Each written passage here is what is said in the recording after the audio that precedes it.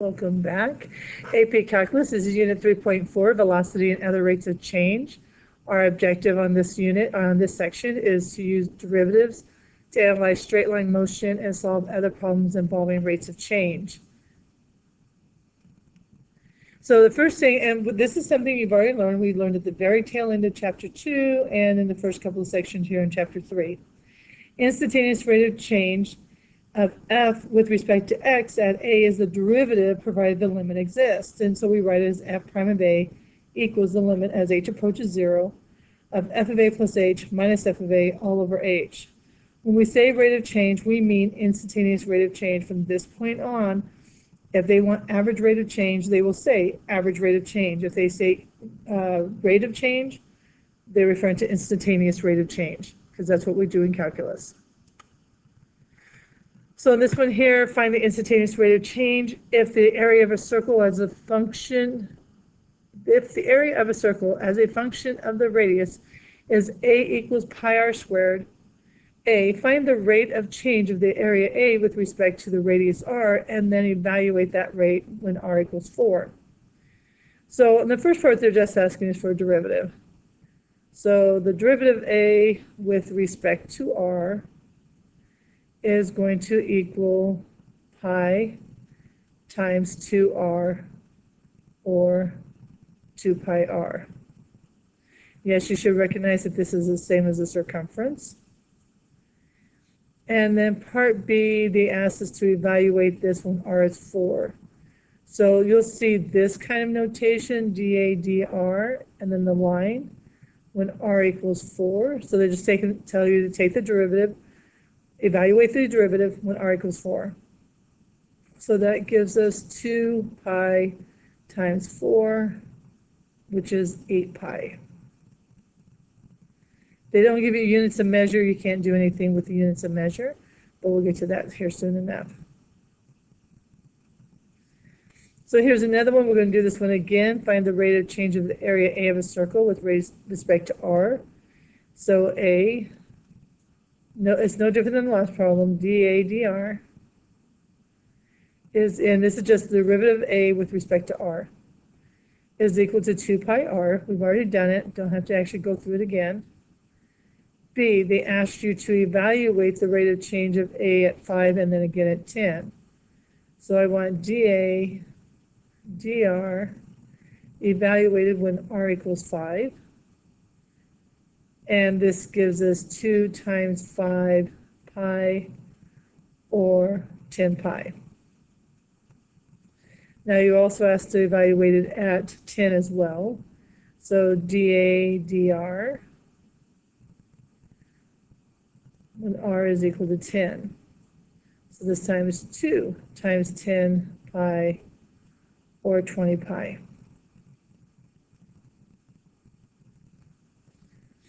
That part B is done. Part C, if r is measured in inches and A is in inches squared, what would the units be appropriate for dA dr? Well then, for dA dr in both B and C, dA's is inches squared, so it'll be inches squared over the r, which is in inches. No, you would not reduce this down to just simply inches, because we're identifying how the area is changing when the r value, our radius, is changing. So at the 10, when the radius is 10, we would have 20 pi inches squared per inch. So the area in inches squared is changing as the radius in inches changes. And that's what we're identifying. So no, you would not reduce inches squared over inch to be inch. All right, so next one. This time that we're going to go away from circles. It says write the volume V of a cube as a function of the side length S. And the cube, if nothing else, look at a dice. But if you have a cube or a box, same idea, but this would have to be a perfectly square box. Or the cube would equal the length times the width times the height. But since they're all the same, we can identify them as being S. And so the cube, the volume of the cube would be S cubed. Part A. Find the instantaneous rate of change of the volume V with respect to the side S. So they're asking you to do dV ds. This is going to be 3s squared. Part C asks you to evaluate the rate of change of the volume when S is 1 and when S is 5. So part C, I want dV ds evaluated when S equals 1. And that's just simply going to be 3, because it's going to be 3 times 1 squared, or 3. Then they asked you to do it again at 5. So the derivative, the derivative of V with respect to S evaluated when S equals 5. And this will give me 3 times 5 squared, or 75. I'll let you guys do the math, verify it in the calculator. 5 times 5 is 25, and 5 3/4, I have 75 cents. Okay, and then part D. If S is measured in inches and V is measured in cubic inches, what would be the appropriate units for, what units would be appropriate for dV ds? Then it would just be inches cubed over inches, because our volume is in inches cubed and it is changing as the sides change. And the sides are calculated in inches, volume is calculated in cubic inches. So like this one would be 75 cubic inches per inch. That's the volume, the rate of change of the volume is 75 cubic inches per inch. For every inch that the side changes, or at 5, as it changes at 5, this is how much the volume changed. Okay, so motion along a line. Suppose that an object is moving along a coordinate line so that we know its position S on the number line.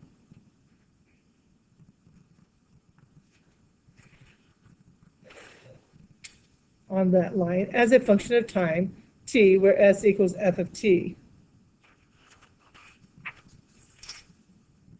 The average velocity of the object over that time interval, so velocity, the average velocity, is displacement over travel time. Let me bring this up.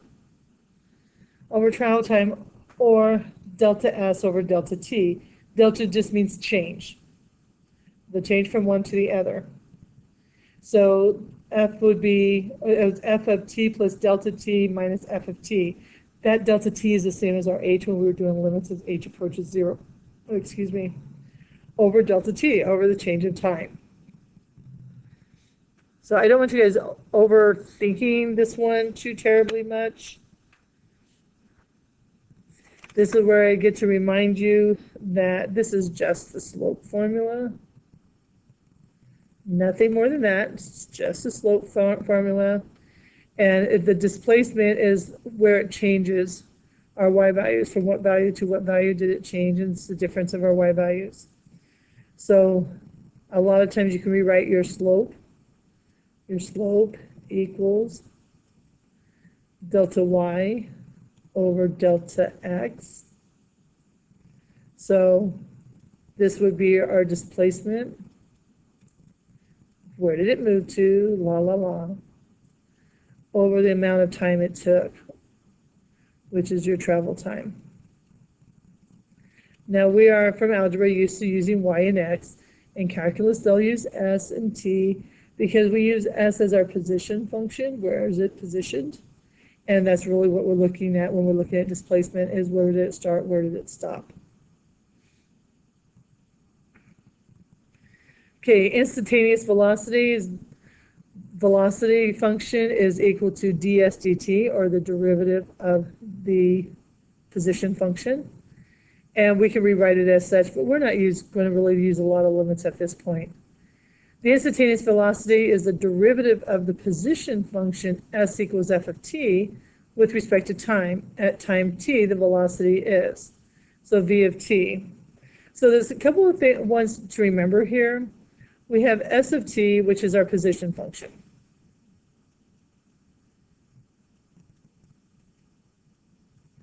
This is our position function, and anytime they're asking you about a position, you're looking at the original function. V of t is just the derivative of our position function. So now we've got our position function, and now we're actually moving it. We're seeing the movement. So this is going to be our velocity function.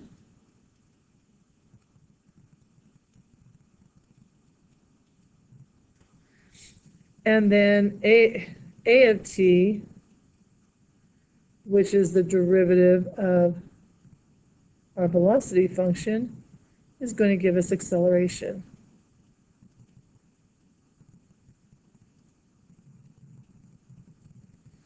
And these are the three main things we look at, because what we're doing is we're taking a snapshot, if you must. That would be our position function, and we're allowing the movement. So it's kind of like we're taking the pictures that we're moving on, like a little flip page you do, that you just draw a bunch of little people, and then you start flipping it, and you see a movement. We're actually going to be looking at the movement. That's the main thing that we do in calculus, is we start looking at the movement, not just the picture. By the way, yes, you need to remember these. You need to know, if I say velocity function, you need to know that it's the derivative of the position function. I'll try to use these interchangeably so that you're not questioning it. Then we have speed. Speed is the absolute value of velocity. It does not matter if our velocity is positive or negative. Negative just means direction. So if you're driving along the road, you can go, hey, I'm going 50 miles an hour. That's your velocity.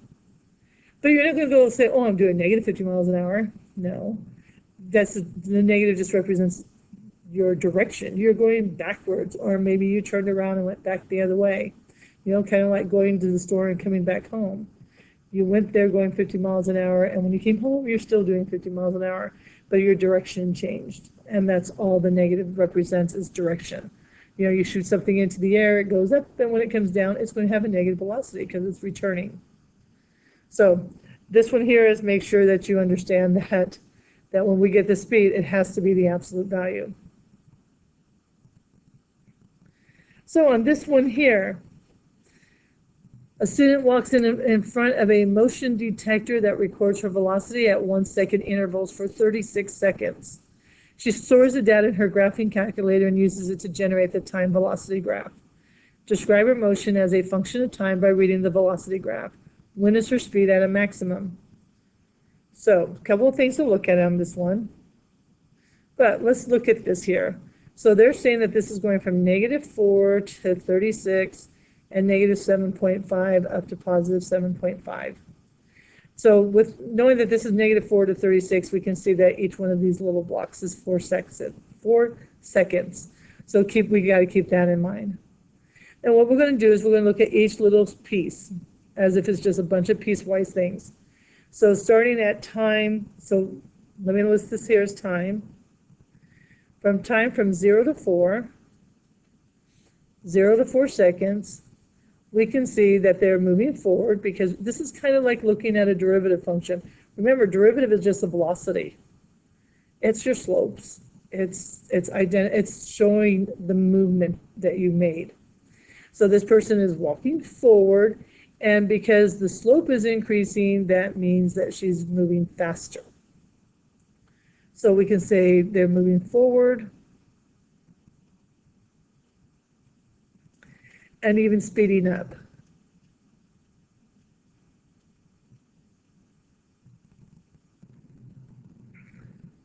Okay, 0 to 4 is here. And then from 4 to, it looks like about 8, so our time interval of 4 to 8, still moving forward, but now she's walking, running, whatever, at a steady rate.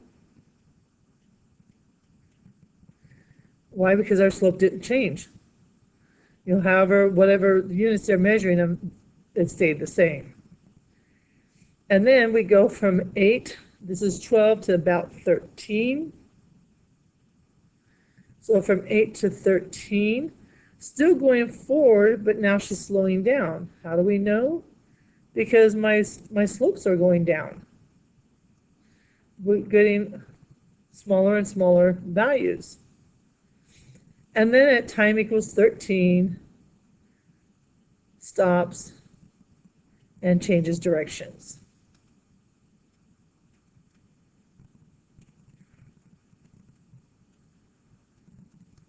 Okay, and then so from 13 to, if we continue this one on, 13, this would be 16 to about 20.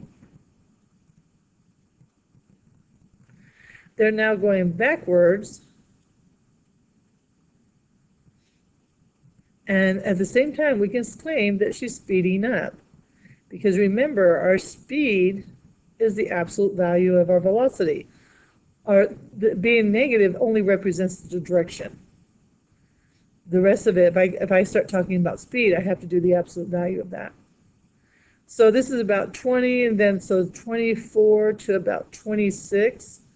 So about 20 to 26. Still going backwards, but now we're slowing down.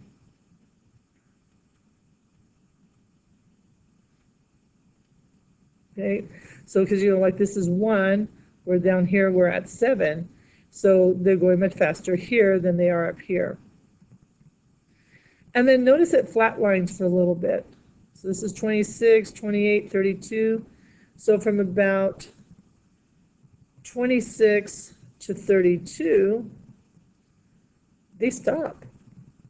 Not only did they stop, they rest. They stopped here for a good 6 seconds. And then at 32, remember this is only going to 36 seconds. They're moving forward again. And they are speeding up.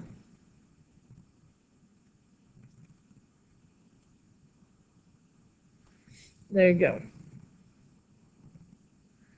So this is the part. It says describe her motion. There it is. From here to here, going forward, going a little bit faster with each step. 4 to 8, still walking forward, but at a steady rate. 8 to 13, slowed down. 13 seconds, they stopped and turned around, changed directions, whatever you want to call it. 13 to 20, backwards, but they're speeding up. 20 to 26, still going backwards and slowing down. 26 to 32, they stopped, and then 32 to 36 going forward. Most likely this was done in like a long hallway or something. That way they can walk, run, stop, slow down, whatever they wanted to do. Okay, second question is, when is her speed at a maximum? Remember, speed is the absolute value of the velocity function. So we got to keep this in mind, that I don't care if it's positive or negative, we're looking for the fastest speed. Well, the fastest she went over here is 4. 1, 2, 3, 4. The fastest they went here is 4. But here, if I can get a nice little straight line, they're at about 7. So our speed would be the absolute value of -7 or 7. Because that's when they were moving the fastest, was right here. That's when they were moving the fastest. Okay, these, again, it's a matter of knowing what you're looking at when you're reading these things. So, worst case scenario is you write to the side, this is velocity. And this, your y-axis is, or your x-axis is time. How long did it take them to get here, and how fast were they going? What were they doing here? How fast were they going? What were they doing here? How fast were they going? And so on and so forth. Okay. So let's look at another one. It's not the exact same information, but it's the same idea. So this one here says the accompanying figure shows the velocity. So v equals the derivative of s with respect to t, and f of t is in meters per second of a body moving along a coordinate line. When does the body reverse? Well, the body reverses whenever f of t equals 0. So this would be here at t, so when t equals 2, and again when t equals 7. And let's not forget t equals 10. Now, for those of you guys going, well, what about when t equals 0? Well, okay, fine, we'll throw it in there. But t equals 0 is when they started. And so they didn't change directions. It says, when did the body reverse directions? Forward, forward, back. Change directions. Backwards, backwards, backwards, forward. Change directions. Forward, forward, stopped. Guess what? Did not change directions. Did not change directions. So only 2 and 7. When approximately is the body moving at a constant speed? The constant speed is going to be, if we take the derivative would be 0. So constant speed is just a number. And that's going to happen here. From here to here. So we can always put a line up here and going, well, that's about when t equals 3 to about t equals 6. So from 3 to 6, from t equals 3 to 6, they were walking at the body was moving at a constant speed. Anyways, it didn't fluctuate. Where here is at 3, here it stopped and changed directions, here it was like 1.5, whatever. Then it says graphs the body's speed. Now remember, speed is the absolute value of your velocity. So this is good. This is good. It's this guy down here that we need to fix. So what I'm going to do is I'm going to use a line so that it can actually go in there and you guys can see what's going on. So from 0 to 1, we were going 3. The slope through here is 3. So from here to here, open circles. I know it's a little bit above the line, but I want you to be able to see it. And then from here to here, my slope from here to here, so if you look at your x values, you went from 1 to 3. So your x value was 2, but your y value, your change in your y value went from -3 to 3. So this would be a -6. So our slope is -3. So if I put my line in here, down here, this is from 1 to 3, I'm down here. We're graphing the acceleration. And then from here to here, the slope is 0. So from about 3 to 6, oops. Anyways, from here to here, rise is 0. The run was from 3 to 6 was 3, but 0 over anything is still going to be 0. So from 3 to 6, I put in 0. And I'm going to raise these up here in a minute, that way you can see it. I just realized I'm not doing the speed. I started doing the graph of acceleration. We'll come back to the speed. I apologize for that. We'll come back to it. So again, I've been doing the acceleration. I know I said body speed. I just caught it. I'm not going to redo this video for this little bit that I messed up on. Okay, let's finish up this guy. So we're here. Now from 6 to 8, now my numerator again, or denominator again, is 2, 6 to 8. But I went from -3 to 3, which is -6. Actually, this time it would be +6 because it's positive. So my slope is 3. So from here to here, my slope is 3. And we have one little bit left to do, is right here. So we're going from 8 to 10, which is 2. And I went from 3 to 0. And we are going down, so it's -3/2. Now, in all of these, I could have actually gone through and done the calculations to show that my y value went from 0 to 3, and then my x value went from 0 to 1, and show how we get these numbers, because it's just slope. But let me put in that last little guy here. From 8 to 10, it's about 1.5. There we go. Now I know there's a couple of them in there that you can't see, which is this one here. and the one here. Okay, let me see if I can grab them so I can bring them up. Okay, but I do want to point out that they are supposed to be on the line, but you can't see them if I left them on the line. And if I go back here now, I can put my open circles on these guys, and every one of these would have an open circle because they're nicely disjointed. It's no big deal. It's just that each one of these has an open circle at this point. And there you guys go. So that was the acceleration. I apologize. I started talking about the speed, and then I went straight to the acceleration. And I went to the line on purpose to do the acceleration, because the acceleration is going to be the absolute value of this guy to this guy to this guy. So if I was graphing the body speed, I need, what I'm going to do, yes, I'm cheating because you guys have to draw this out. Oops. Let me see if I can grab these three. I don't want that, I don't want those dots down there. Oh, I don't want those dots. And what I want to do is turn this guy over. Like I said, guys, I'm cheating on this one because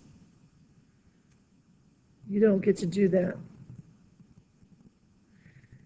But you can see at this point, if we talked about their speed and the movement and everything else on this one, that if we talk about speed, you're moving up to 3, then they're going down, but you still have the positive values up here, and so on and so forth, and you can see what's going on with these. All right, that I do believe is the end of day 1. We'll definitely talk about both of these graph ones and go over it in class. But this, because some of you guys are going to go, okay, got it. And then, unfortunately, I kind of messed up on C and D. I apologize. I started doing C and jumped to D, and was halfway through D before I realized I had jumped to D without doing C. At least we did it. All right. Well, good luck. This video is a little bit longer than I hoped for, but good luck anyways.